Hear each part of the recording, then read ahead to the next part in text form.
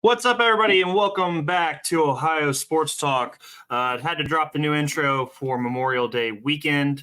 Appreciate everybody who's tuning in, who's been supporting the show, and just, everybody who's really helped us out recently. It's been awesome to get you guys, on the wave with us. So I hope everybody's having a great Memorial Day weekend. Jordan just checked in, so let's get him in the chat. Jordan, buddy, Memorial Day, how are you doing? We're doing good, brother. How are you? Doing good. The new intro just dropped, so that was fun. Excited about that. What's going on, man? What have you been up to today, Memorial Day? I just got the family out. We did a little bit of grilling, caught up with some other family I haven't seen in a while. Had a little busy day, had a few chores to do, but we can't complain. Rocking and rolling, connected with a few of my Marines from my old unit this weekend, so that's always fun. And just really enjoying the great weather we've had. A few good baseball games too, but we'll dive into that. But everything's been rocking. How are you and a fam? Pretty good. Today we went down to Waynesville, Ohio, to my grandma's house, and we did the whole cookout, playing sports in the yard, all that kind of stuff. Played some kickball, some wiffle ball, so that was fun. Get out with the kids and do that kind of stuff. Always great to get down to Waynesville and do that fun stuff. Yeah. Jordan, is there anything you want to touch on before we get into tonight's show? I know Memorial Day means a little bit differently to you and to some of the others. Again, thank you for your service, and thank you to everybody who's served around the country, past or present. Anything you want to touch on before we get into the show today? Yeah. Usually I'll finish off, but we'll dive in. Most certainly, to everybody who served, didn't matter what branch, male, female, my brothers and sisters. We this weekend is about everybody that we lost and everybody that we know and everybody that, whether it was the war overseas or the war at home, it's definitely a time for remembrance. And that's, I hope everybody took their family. I most certainly did. We all had a moment that, I teach them every year, and they're starting to become more susceptible to it, and just kind of push on, and that's being a positive light. And I think that's the best way to do it, especially with what happened on a PGA tour and stuff like that over the weekend. Kind of opened my eyes a little bit to continue to call everybody, service member or not. We check on each other. There's no harm, there's no shame in that, both as man and female. We just check on each other, see how everybody's doing. And I think Memorial Day kind of highlights that. And what happened with that, especially, just kind of put it up to the forefront. So my phone's on 24/7. My Marines and everybody else, friend, family, y'all can call me anytime, and we'll take it from there. So I love and I appreciate every one of you, everybody that's supported me through the years. And let's dive right in. Let's have a good show. Happy Memorial Day weekend. And, I'm thrilled and happy to be here. Every day is a good blessing. So, Doug, I love you to death, and let's rock this. Let's dive in. All right, man. Yep. And, love and appreciate you also, and glad we know you had some stuff going on personally. So glad you could get in here with us tonight. I know we didn't plan on this at the end of last week, but it was a good weekend of sports. Sometimes we get too wrapped into sports, but, when you have a great weekend, you want to touch on it and you want to get into it. Jordan, right off the top, let's get into the Cavs and their coaching search. So as you guys can't see at the moment, the Cavs have two coaching candidates that have really come out and kind of taken over pole position. And that's somebody that, Jordan, you talked about last week in Kenny Atkinson. He is one of the main guys the Cavs are going after. Obviously won the NBA championship with the Warriors a couple years back. And then Johnny Bryant, the head assistant coach for the New York Knicks. We know he has ties to Donovan Mitchell from his Utah days. Jordan, thoughts about where the head coach search is at right now, and where is it going? What are your thoughts? I'm sure there's other names out there, but the two names that we highlighted, especially, I believe in it, because you look at one, ties to Donovan Mitchell directly. That is a huge plus going into the contract talks. For sure. especially if we can pry this coach away from, being on the New York Knicks staff. I think that was something that you and I, at least, and a lot of our fan base were worried that's where Donovan kind of had his sights set when the Cavaliers were able to kind of win the trade versus what New York had offered when we originally brought him in. And there was always kind of that talk, especially the announcers, New York this and New York that. So I think that would be a win. And, Atkinson, who I truly believe in, ties to current players that we got for the Nets, championship experience over in Golden State. I think both is a slam dunk pick. I think you got to sit down and talk to Donnie and see really who he's more comfortable with, and especially the free agency. We all know, I'll briefly touch on it. We all know the King's going to be a free agent. We tweeted that out here along with other sources. So maybe a third homecoming if, Mitchell's more susceptible to it. But I think we can build a team and a new coaching staff around both candidates. And I think it's a slam dunk pick both ways. I think we got our home run picks kind of honed in. How do you feel about it, Doug? I like both candidates. I like them for different reasons, though. I like Johnny Bryant. I like that Johnny Bryant, has that connection to Donovan Mitchell, and I also like that he's experienced coaching with a guy like Thibodeau. So you get to see one style of basketball and how that is effective, and then you can take what works there and potentially put it on your own team. So I definitely like him being under Thibodeau's learning tree. Hopefully not in terms of the minutes that Thibodeau plays, but just, learning from Thibodeau, the defense, what he runs for Jalen Brunson that helps with his offense, definitely are two positives. And then Kenny Atkinson, I like the experience. I like that he's worked under the Steve Kerr for the last couple of years. I like that he has the championship experience. I also kind of like the fact that, he's been in some situations where he didn't have the best roster and he got knocked around a little bit, because I think that can also teach you. I think there's learning in winning and losing, and I think that could potentially help him on a more talented team like the Cavs have and potentially could have even more talent going forward. So I think we have two good candidates that are out in front. Obviously, I think there's going to be a couple more interviews here and there. I would like to still see Micah Nori get a chance. I know the Timberwolves are getting their asses kicked in the West right now, but I do think there's something positive there with his coaching ability. And, there's still some good candidates out there, but I think the Cavs honing in on these two guys and making them the priority is what's best.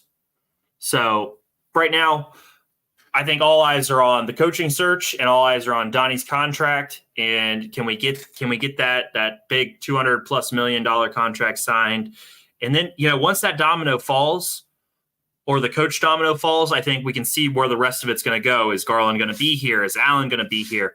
Are we building around Mobley and Mitchell? I saw some people asking on Twitter, and you can answer this yourself. Based on what we have right now, Jordan, what are the two foundational pieces you would build around? And my answer was easy, but what would your answer be?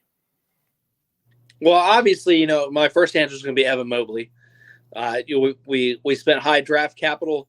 We got to see a couple flashes of brilliance there towards the end of the playoff run in Boston, especially when he was shouldered to do it himself due to injuries. So I think that was a huge plus, and we saw some growth throughout the year, especially. Flashes of brilliance towards the end. Keep going. You're good. Oh yeah, and I would kind of highlight maybe, I want to say Donovan Mitchell, but that's not a secure piece. So yeah. I teeter-totter on saying that, but he's our absolute superstar. He brought us to relevancy. The trade was huge. We got rid of a lot of pieces to bring him in, and that can't be an afterthought. So I'd say Donovan Mitchell and Evan Mobley are my top two. Yeah, and that was what my answer was, because here's the thing. All of our chips are in the Mitchell basket, so he has to be that foundational piece, in my opinion. I think to me, that has to be what it is. And Mobley, we saw what he can do. We saw some highlights against Boston of the potential and where he can go. So to me, I think he's got to be one of those pieces also. And then everybody else, I think, is either used to bring in bigger pieces or used to bolster up those two guys. And I I'm more optimistic today than I've ever been on Donovan Mitchell returning to the team, based on reports, based on what I'm seeing, the rumors. I feel a lot better about it today than I felt any time during the year. And how are you feeling about the Mitchell situation? Because we can still go out and get a good coach and do all that kind of stuff, but if Mitchell leaves, we're still in a weird spot. We got to wait and see what kind of trade potentially happens for him, what happens. So how are you feeling about Mitchell being on the team next year? I feel almost 100% certain that he stays, and that's just speaking out of want. If you kind of look at the facts here, Cleveland, we let go of our head coach. As much we gave our thanks to JB on our last episode, so I don't have to necessarily tread that. He lost the locker room. He lost the locker room. He lost the voice, and a lot of these exit interviews with some Cavaliers over the week since you and I were back on, kind of. So, you look at Morris Sr. kind of summed it up on how we were kind of feeling when JB was kind of finishing out there. So most certainly that helps the decision. And you hear, NBA executives talk left and right. We have the most coveted trade pieces out of any squad right now, whether it's Garland, whether it's Allen, anybody that we move off the board. It's highly coveted. For once in Cleveland history, we have guys that other teams really want and really want to take an interest in. So we could trade those pieces for a short-term championship. We could bring in veterans that are kind of at the end and, kind of form that super team. Or we can bring in some mid-youth level that could take our two pieces that we talked about, both Mitchell and Mobley, and absolutely build on it and put a championship product out there. Because you really look at it, Indiana's fighting their ass off, but it just kind of felt like the Cleveland series was more of a 1-2 punch, and that's looking at it from an analyst standpoint over just being a fan. So I think Cleveland's a little bit closer than you and I thought a couple of weeks ago, and with all the positive talk and the executives saying, they have pieces that we want, they have pieces that we would actually give good top quality players or picks for. And I think that's got to be in Donovan Mitchell's mind. Okay, I'm on a team where if I sign this extension, they have the ability to bring in the capital to take the next level. And that's you look around the league. The Lakers don't necessarily have that. They have the Laker name and the spending cap that they can throw dollars and try to bring in pieces. But Cleveland is closer. So you look at big market teams. New York's not going to be fishing anybody big out anytime soon. And you kind of look at Philly. Philly's kind of in between in the East, but they don't have a lot of capital to give up unless they blow up their team. So Cleveland is actually in a great spot in the East to make these moves. So if Donovan Mitchell wants to look at it from a business standpoint and longevity for winning, we're right there on the map. And I think that's finally where we're settled in. And it started with the coach firing and all the information that came out afterwards and all the executives saying we have capital that other teams want so we can actually trade quality for quality. And players for a better fit. So that's why I say 100%. I think it would make too much sense for him not to stay. Okay, then you know what I thought you did. I thought you hammered that home really well said. We're gonna have to clip that because that was damn good, buddy. Good job. I'm gonna go in with you. I'm stamping it also. Donovan Mitchell will be a Cleveland Cavalier next year.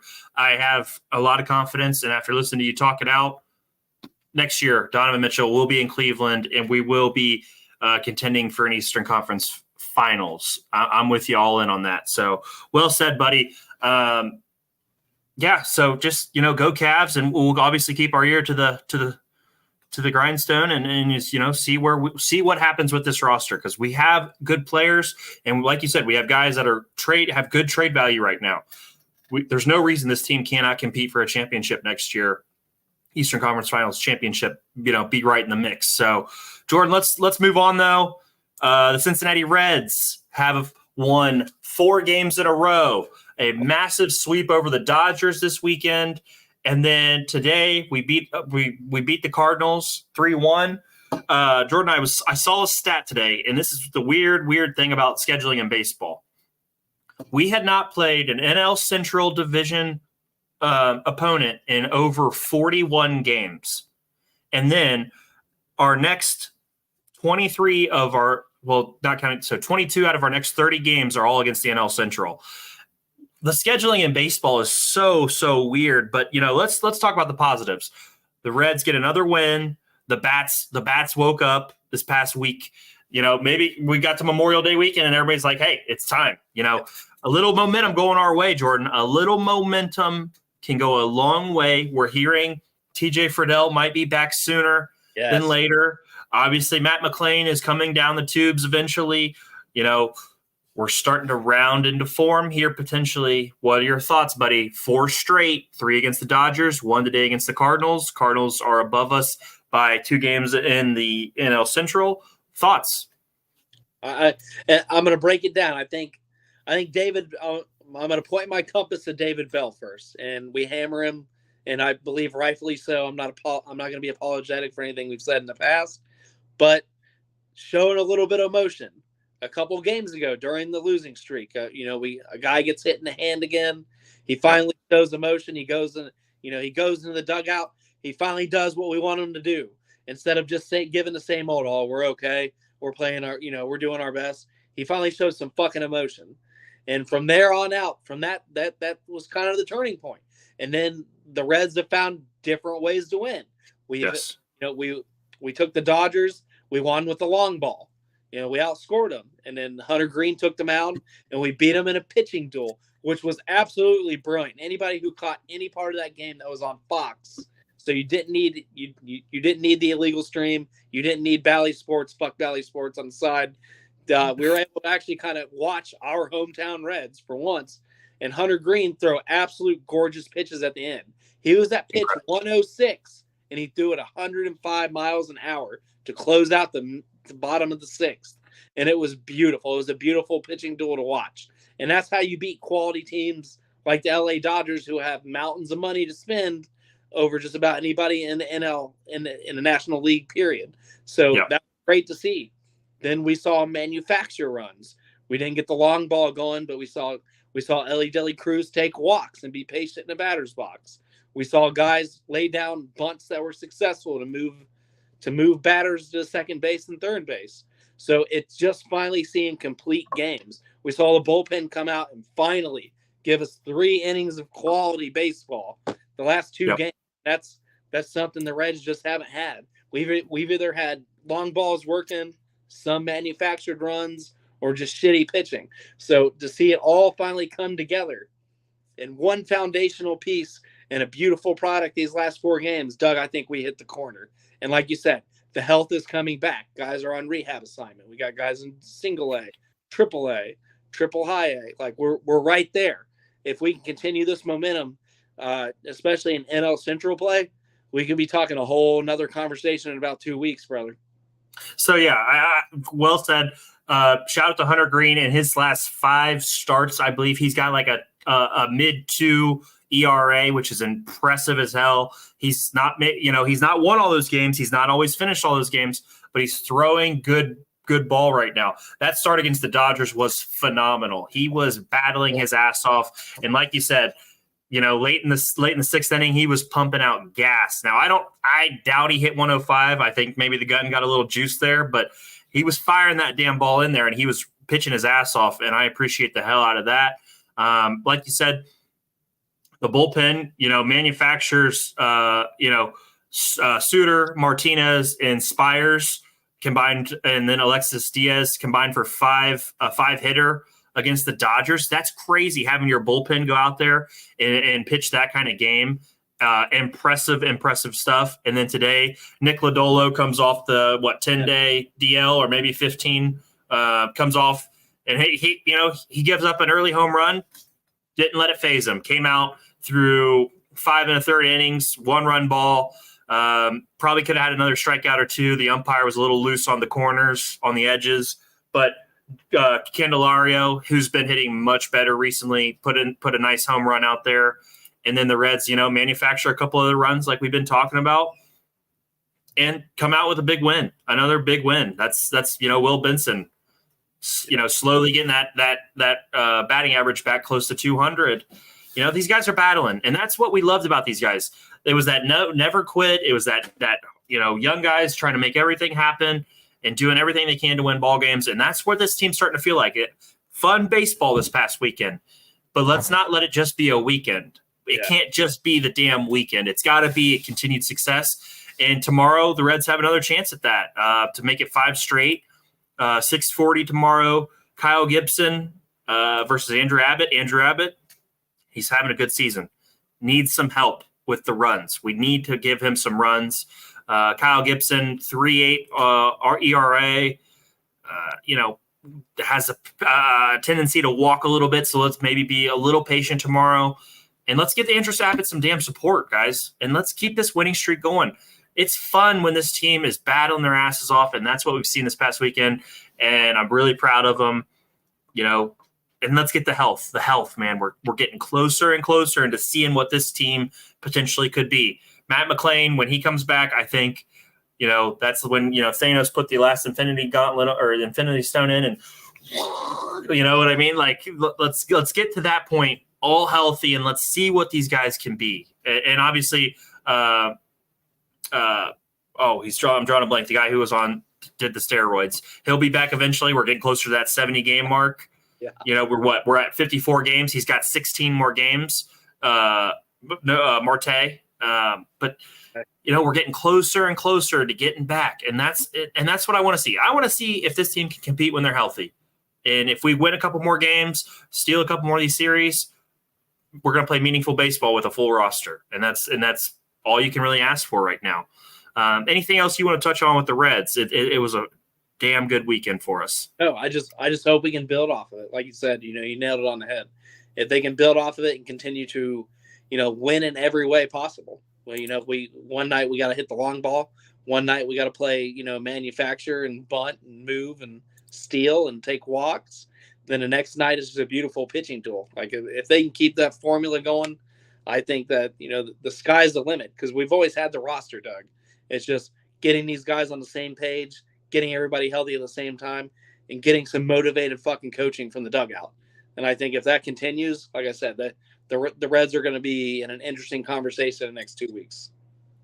Yeah, no, loving what's going on with the team. Loving, just, excited.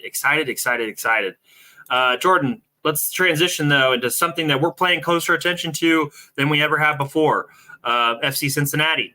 What? They go out and they win number 7 in a row, beating Toronto 4-3 in a hell of a game. I know you were following that game a little closer than I was. I was out and about. But that's their 7th win in a row. Jordan, what were your thoughts on their big win over Toronto FC? Doug, they just continue to find ways to win. They pulled this out in some stoppage time to bring it home, the win to 4-3. And this team just battles, to kind of echo what we're talking about the Reds. The FC Cincinnati battles their asses off. They are not afraid of they're not afraid of the big lights. They're not afraid of the big moment, especially being such a young franchise. This is exciting. And we touched on the last episode, we're top 5 to 6 in ticket sales for the league in general. And I believe they're still second in the East in climbing. So that's there's a lot to be. I think we're only behind Messi's team, which their roster is almost triple ours when it comes to money and dollars. So we're doing it with guys that are young and hungry, and they have an interest in the sport. And it's soccer's kind of we're going through a little bit of a soccer mania in Cincinnati. And I kind of touched on the last episode, that athletes are showing up. We're pulling the sword out with Joe Burrow. And, it was Votto before that. And, I can't wait. We've seen some other Reds players kind of show up and show out. Jonathan India. Shout out to him, who absolutely crushed this weekend in RBIs with an absolutely beautiful home run that sent everybody home with a grand slam. So, he's showed up to FC Cincinnati games. So it's just positive to see. I think this team goes deep into playoffs. They were just outside looking in last year.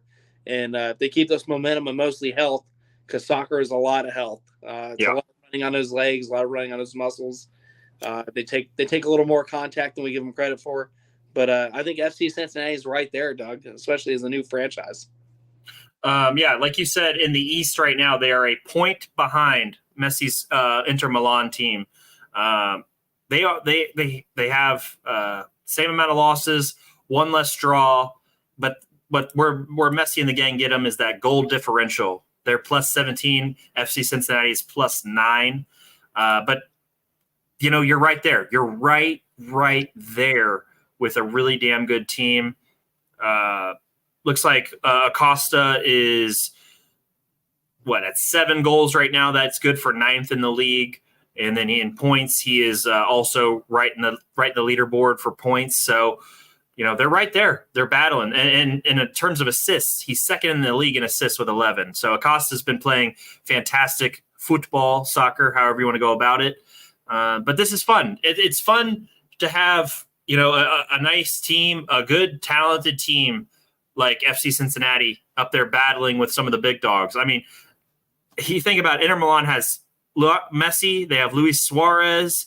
I mean, they're just loaded with talent and those big name guys that they've gotten from overseas. So just, really excited about where they're going and just hope they keep playing well. Jordan, what else we got? You were talking about the Indy 500. Who ended up pulling out the Indy 500? We tweeted it out. I can't pronounce his name off the top of my head. What is his name? I'll let you kind of take the lead on that. I should have wrote it out. No, I know you were talking about it. But it's just a great. It was a hell of a finish, was it not? Yeah, it was a hell of a finish. There was a bit of a rain delay, so it didn't start off as soon as it did, as it usually does. Year in year out. But two back-to-back years winning the Indy 500. That is very impressive. That's a stat people can't touch, and it just kind of a great tradition to see. We know we're getting the Indy 500 every Memorial Day weekend, whether it's on a Saturday or Sunday, and it's something fun to watch. I know nice tradition. It's a great tradition. The winner's name, Josef Newgarden, like you said, won the Indy 500. That was huge after the rain delay, coming back and having that mental focus to get back out there and finish that race and win that race is just damn impressive. Jordan, Cleveland Guardians are 9-1 in their last 10. Ooh. They are absolutely smoking up in Cleveland right now. Love to see that from them. I saw some people talking about Jose Ramirez potentially being an MVP this year. That team is playing great baseball. So he is a key centerpiece on a lot of their wins. He does it defensively, he does it offensively. We don't get a lot in the Cincinnati area for the market, but the games that we do get to see for the Guardians, he always has a neck for the ball, always has a neck to finish, whether it's, getting in the batter's box and hitting that late home run 2 nights ago to put him over the top, over the Angels, or, making some awesome plays with his glove. So he's a complete player. Yeah, 15 home runs right now, 54 RBIs. 57 hits, playing damn good baseball up in Cleveland. So look out for him potentially in the MVP discussion. Jordan, anything else around Ohio you want to touch on, you want to talk about before we close the show tonight? And we'll touch on, we all know the Olympics are coming up. Yep. We started tweeting some kind of informational pieces. I know Ohio State has 2 swimmers that are going to be representing Germany. And from Dayton in Ohio, we have some people that are going to be on the row, some female athletes that are going to be on the rowing team. So look out for that. We're going to throw some stats out, especially when the games start. The games are 2 weeks long. It's going to be fun. There's going to be a lot of Ohio representation one way or the other. And we'll kind of dive into that and keep our viewers in tune, because the Olympics are always fun. Me and my family love to sit down, whether it's the swimming or kind of waking up early and watch some basketball. It's fun to see your country do well, and something everybody can kind of get behind. So definitely Ohio Sports Talk.